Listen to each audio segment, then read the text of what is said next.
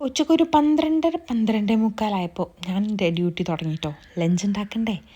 അങ്ങനെ ഞാൻ വരുന്ന വഴിക്ക് എസിനും മിസാനും കൂടി ഇങ്ങോട്ട് കൊണ്ടുവന്നു. അല്ലാന്നുണ്ടെങ്കിൽ രണ്ടാളെയും ഞാൻ അവിടെ പഠിക്കാനിരുത്തി ഞാനിവിടെ വന്ന് ഫുഡ് ഉണ്ടാക്കി പോകുമ്പോഴേക്കും ആ എഴുതാൻ കൊടുത്തതും വായിക്കാൻ കൊടുത്തതൊക്കെ അതേപോലെ ഉണ്ടാവും ചെയ്യും. അവിടെ മൊത്തം തലകുത്തനെ ആക്കി വെച്ചിട്ടുണ്ടാവും. ഇതാകുമ്പോൾ പിന്നെ എൻ്റെ കൺമുന്നിൽ കാണാമല്ലോ. അങ്ങനെ ഞാൻ നേരെ ഫ്രിഡ്ജ് തപ്പി ഇന്ന് എന്താ അപ്പം ഉണ്ടാക്കുക എന്നുള്ളത്. അങ്ങനെ ഫ്രിഡ്ജിൽ ആവശ്യമുള്ള സാധനങ്ങളൊക്കെ നോക്കി തിരഞ്ഞു വെച്ച് എടുത്തു വെച്ചു. അതാകുമ്പോൾ പിന്നെ ഇടയ്ക്കിടയ്ക്ക് ഈ സാധനം ഇങ്ങനെ തുറക്കേണ്ട ആവശ്യമില്ലല്ലോ. അപ്പം ഇത്രയും ഐറ്റംസൊക്കെ ഞാൻ എടുത്ത് പുറത്ത് വെച്ചിട്ടുണ്ട്. എന്നിട്ട് നേരെ ഒരു ചിക്കൻ കറി ഉണ്ടാക്കാമെന്ന് വിചാരിച്ചു. ഇവിടെ നമ്മളിങ്ങനെ ചിക്കൻ മുളകിടലാണ് കൂടുതലും. ചിക്കൻ തേങ്ങാപ്പാൽ വെച്ചിട്ട് എനിക്ക് തേങ്ങ വെച്ചിട്ടോ കറി ഉണ്ടാക്കൽ ഭയങ്കര കുറവാട്ടോ. പക്ഷേ ഇപ്പം ഞാൻ 2-3 പ്രാവശ്യമായിട്ട് ചോറിന് അങ്ങനെയാണ് ഉണ്ടാക്കൽ.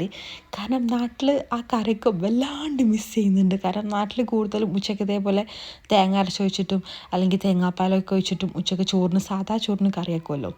ഇവിടെ പിന്നെ നമ്മൾ ചിക്കൻ കറി ആക്കുന്ന ദിവസം നെയ്ച്ചോറുണ്ടാക്കും. അല്ലാതെ ചിക്കൻ മുളകിട്ടതും സാധാ ചോറും തമ്മിൽ വലിയ കോമ്പിനേഷൻ ഇല്ല. പിന്നെന്താ ഞാൻ ഉരുളക്കിഴങ്ങ് കുറച്ച് പൊരിക്കാമെന്ന് വിചാരിച്ചു. പിന്നെ ചിക്കനും ബാക്കിയുള്ള ചിക്കന് മസാലയൊക്കെ തേച്ചിട്ട് ഫ്രിഡ്ജിൽ വെക്കാമെന്ന് വിചാരിച്ചു. കാരണം ചിക്കൻ കറിയും ചിക്കൻ പൊരിച്ചതും കൂടി ഇവിടെ സെറ്റാവില്ല. ചിക്കൻ പൊരിച്ചിട്ടുണ്ടെങ്കിൽ ആ ചിക്കൻ കറിയത്തെ ചിക്കൻ ആരും തിരിഞ്ഞു നോക്കില്ല.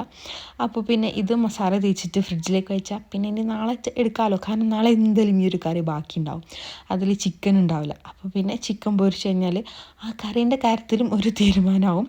ചിക്കൻ പൊരിച്ചതും കഴിക്കാം. അപ്പം അത് ഫ്രിഡ്ജിലേക്ക് നേരെ കയറും. അപ്പോഴേക്കും ആ ചിക്കൻ കറി സെറ്റായിട്ടുണ്ട്. ഇന്നിപ്പം എളുപ്പപ്പണിക്ക് വേണ്ടിയിട്ട് ഞാൻ കുക്കറിലാട്ടോ ചിക്കൻ കറി ഉണ്ടാക്കുന്നത്. അല്ലാന്നുണ്ടെങ്കിൽ കുക്കറിൽ അങ്ങനെ ചിക്കൻ കറി ഉണ്ടാക്കലില്ല. പിന്നെ അതിൻ്റെ കൂടെ ഈ ഒരു ഉരുളക്കിഴങ്ങ് പൊരിച്ചും ചെയ്തു. അതൊക്കെ കഴിഞ്ഞാൽ പിന്നെ ഏറ്റവും വലിയ പണിതാ ക്ലീനിങ് ആണ്.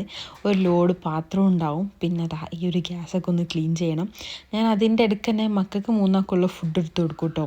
എന്നാലും ഞാൻ പാത്രമൊക്കെ കഴുകി വന്നാലും ഓരോ ഫുഡ് കഴിക്കൽ കഴിയൂല. ഇനി ഞാൻ വേഗം പോയി ലഞ്ച് കഴിക്കട്ടെ. നല്ലപോലെ വിശക്കുന്നുണ്ട്.